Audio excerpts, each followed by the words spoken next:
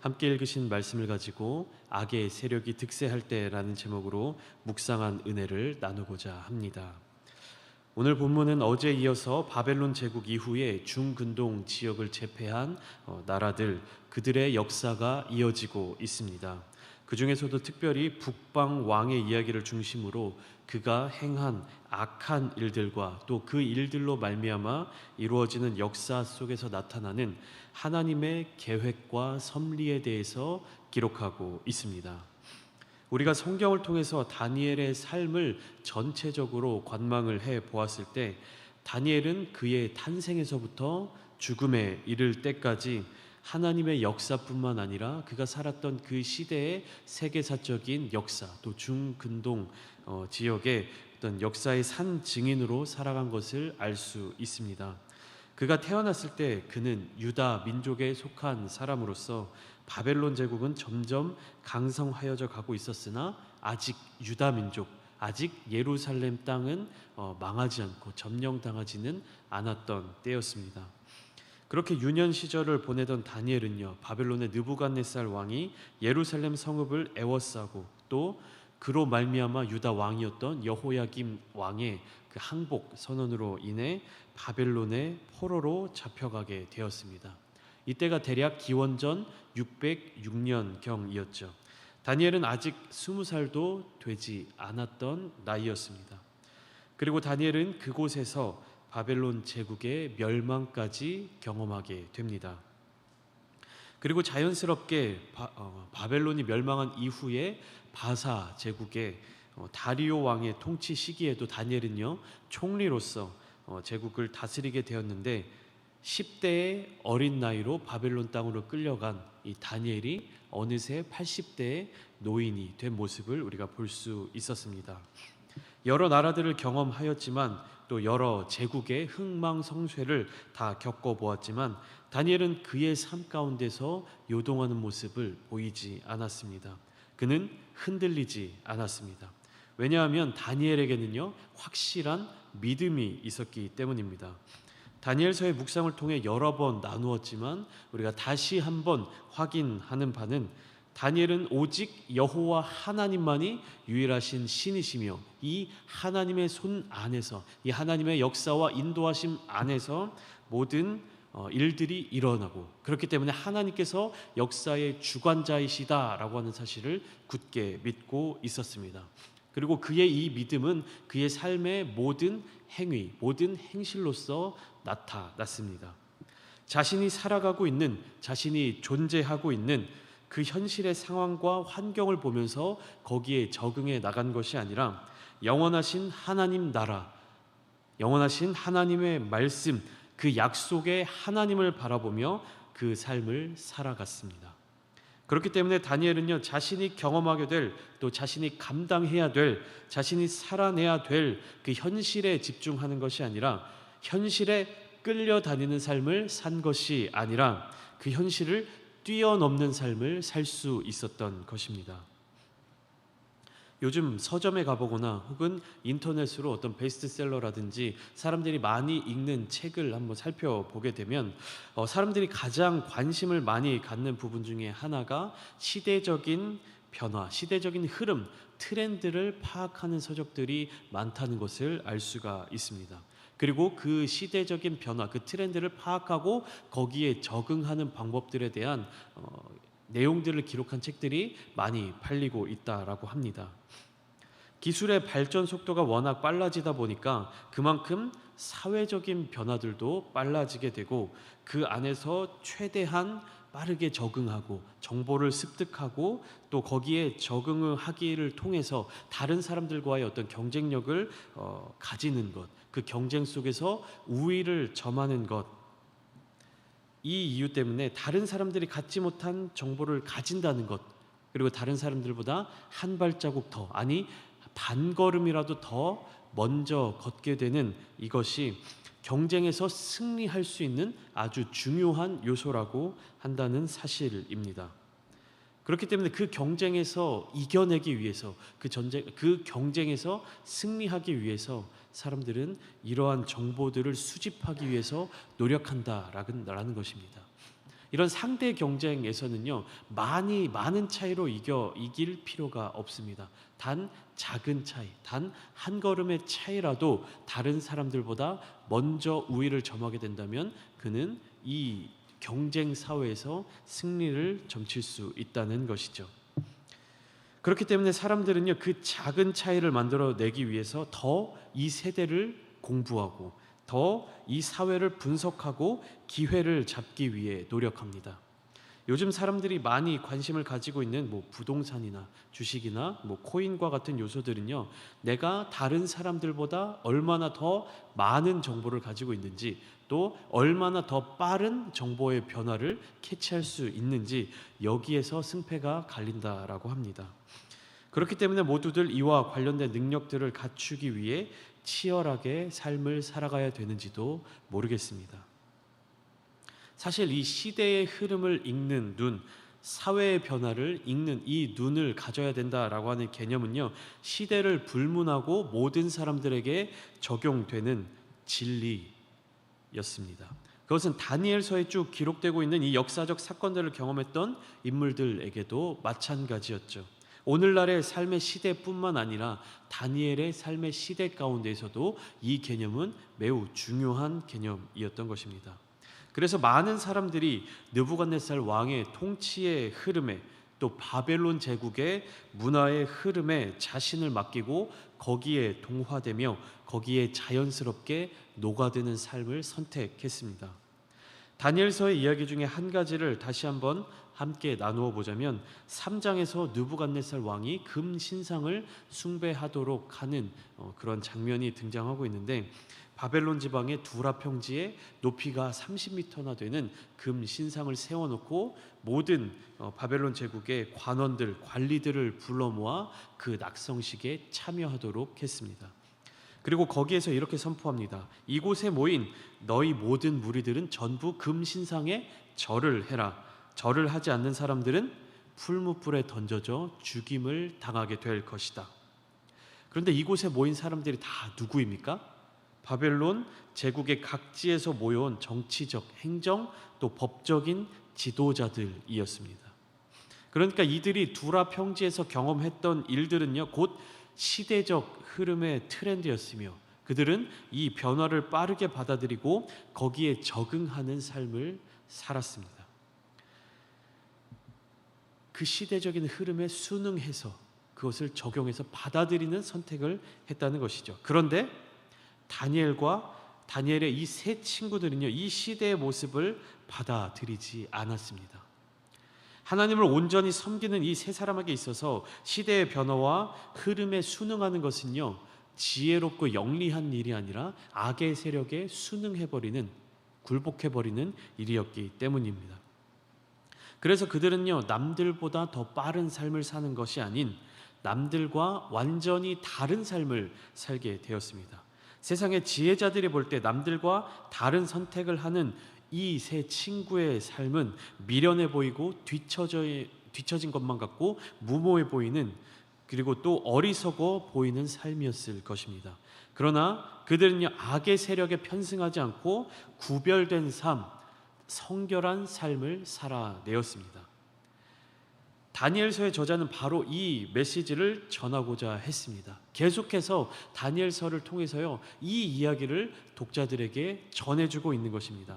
하나님의 택함받은 이스라엘 백성들이 시대의 흐름이 계속될지라도, 세상이 계속 변화할지라도 그것이 하나님의 뜻과 하나님의 계획과 하나님의 섭리와 일치하지 않는다면, 어긋난다면 단호하게 그것을 거부하고 오직 하나님을 기쁘시게 해드리는 삶을 살기를, 그리고 최후 하나님의 때가 이르면 이 모든 상황이 역전될 것이기 때문에 소망을 잃지 말고 희망을 잃지 말고 격려와 위로의 메시지를 담아서 이스라엘 민족들, 이 책을 읽는 독자들에게 메시지를 전하고 있는 것입니다.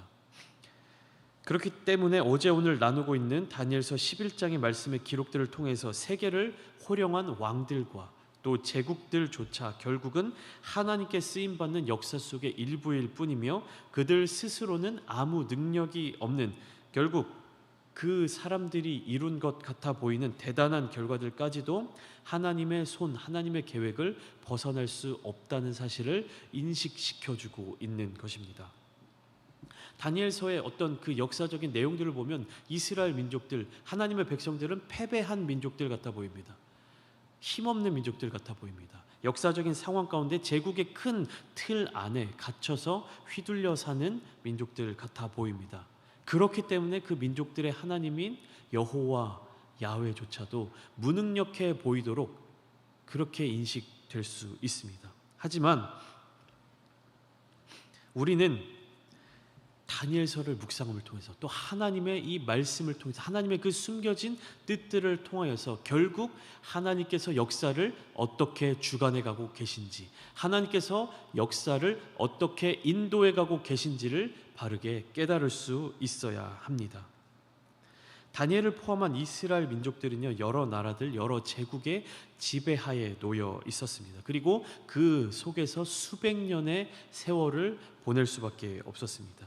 북이스라엘이 아수르에 의해서 먼저 멸망당하고 난 뒤에 바벨론에게 점령당하고, 그리고 바벨론이 멸망한 이후에는 페르시아 제국의 지배를 받게 되고, 페르시아 제국을 멸망시킨 알렉산더 대왕의 헬레니즘, 알렉산드리아 그 제국의 영향권에 속했고, 또 알렉산더 대왕이 사망한 뒤에 4개로 나뉘어진 제국, 그리고 그 4개의 제국 중에 하나인 셀레우코스 제국의 안티오코스 4세에 의해서 이스라엘 민족들은 큰 고통을 당하게 되었습니다.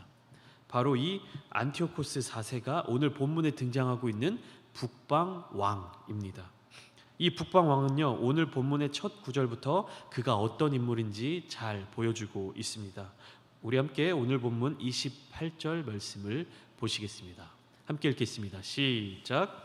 북방왕은 많은 재물을 가지고 본국으로 돌아가리니 그는 마음으로 거룩한 언약을 거스르며 자기 마음대로 행하고 본토로 돌아갈 것이며. 여기서 그는요, 애굽과의 전쟁을 마치고 본국으로 돌아가고 있었습니다. 그런데 그 순간부터 어떤 뜻을 품었습니까? 어떤 마음을 품었습니까? 거룩한 언약을 거스르기를 결단했습니다. 거룩한 언약을 거스른다는 것은요, 역사의 주관자이신 하나님의 손 안에 머물고자 하지 않고, 쓰임 받는 도구로서의 삶을 살고자 하지 않고, 그 범위를 벗어난, 하나님의 뜻을 벗어나 자신의 의지대로 행동하려는 그 마음을 뜻합니다. 그래서 이 북방왕은요, 기원전 169년경에 무슨 일을 벌이느냐? 예루살렘으로 들어와 성소를 약탈하고 성전을 약탈하게 됩니다.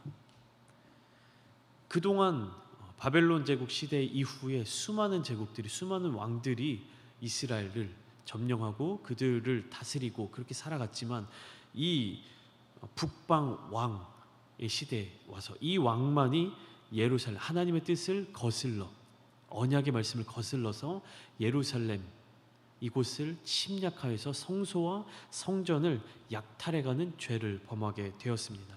그래서 본문 28절부터 35절까지의 내용을 통해 이 사실이 명백하게 기록되어 있고, 또 이 일을 통해 교만해진 모습을 36절부터 39절까지 묘사하고 있는데, 우리 함께 본문 말씀 35절과 36절 말씀을 함께 보시겠습니다. 본문 35절과 36절 말씀을 함께 읽겠습니다. 시작. 또 그들 중 지혜로운 자 몇 사람이 몰락하여 무리 중에서 연단을 받아 정결하게 되며 희게 되어 마지막 때까지 이르게 하리니 이는 아직 정한 기한이 남았음이라. 그 왕은 자기 마음대로 행하며 스스로 높여 모든 신보다 크다 하며 비상한 말로 신들의 신을 대적하며 형통하기를 분노하심이 그칠 때까지 하리니 이는 그 작정된 일을 반드시 이루실 것임이라. 아멘. 35절 말씀을 잠깐 보시겠습니다. 함께 읽은 이 2절의 말씀 속에서 우리가 집중해 봐야 할 부분들이 있습니다. 35절의 마지막 부분을 보면 이는 아직 정한 기한이 남았음이라 라고 이야기하고 있고, 36절로 넘어가서 36절의 또 끝부분을 보면 이는 그 작정된 일을 반드시 이룰 것임이라 라고 기록되어 있습니다.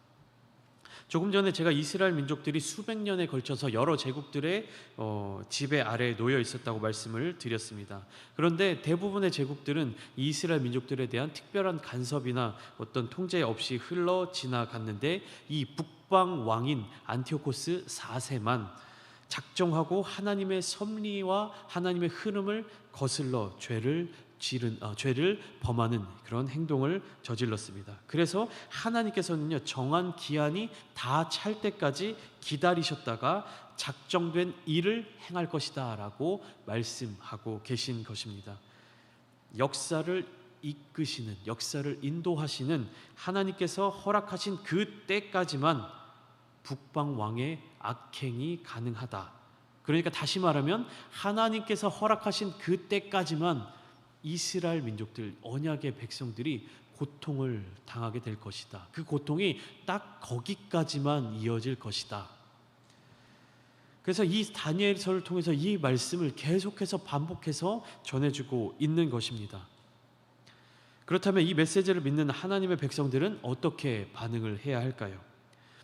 믿음으로 그 때가 이르기까지 하나님의 통치 영역에 속한 자들과 같이 살아야 합니다. 다니엘이 그러하였고 다니엘의 세 친구들이 그러하였습니다. 다니엘서는 묵시문학적인 구조를 통해서 후대에 계속해서 이 성경을 읽는 사람들에게도 또 소망을 가지고 하나님께 속한 백성으로서의 삶을 살도록 권면하고 있는 것입니다.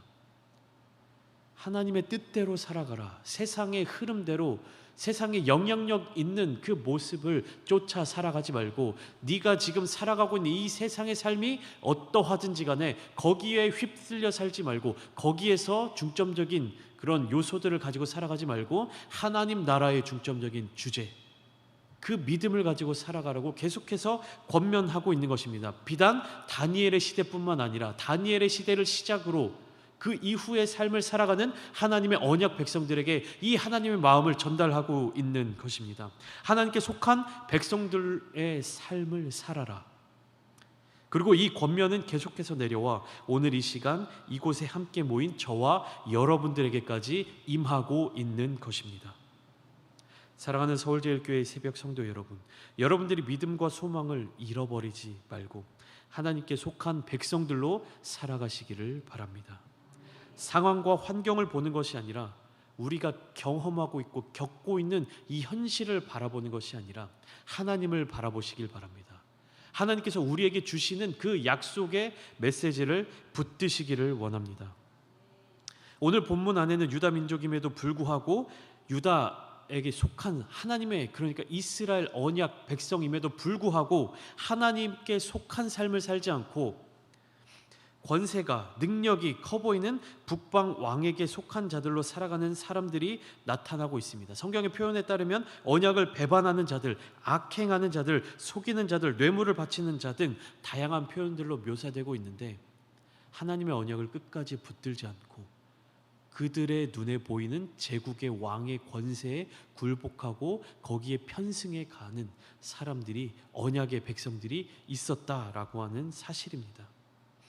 이 사람들은 비록 그 악한 북방왕이 권세를 떨치고 있을 때는 무엇인가 누리며 살아가고 편안한 삶을 사는 것처럼 보이겠지만 하나님의 때가 이르러 결국에 정한 그 시간, 정한 기한이 다 차게 되면 결국 악의 세력들과 더불어서 함께 심판을 받게 될 것입니다. 그 기한은 속히 이를 것입니다. 그 정해진 때는 반드시 올 것입니다. 하나님께서는 성경을 통해서 수많은 언약의 말씀으로 우리에게 약속을 주시고 소망을 주고 계십니다. 이 소망의 말씀이 지금 이 시간 함께 말씀을 나누는 저와 여러분들에게도 임하게 될 줄 믿습니다.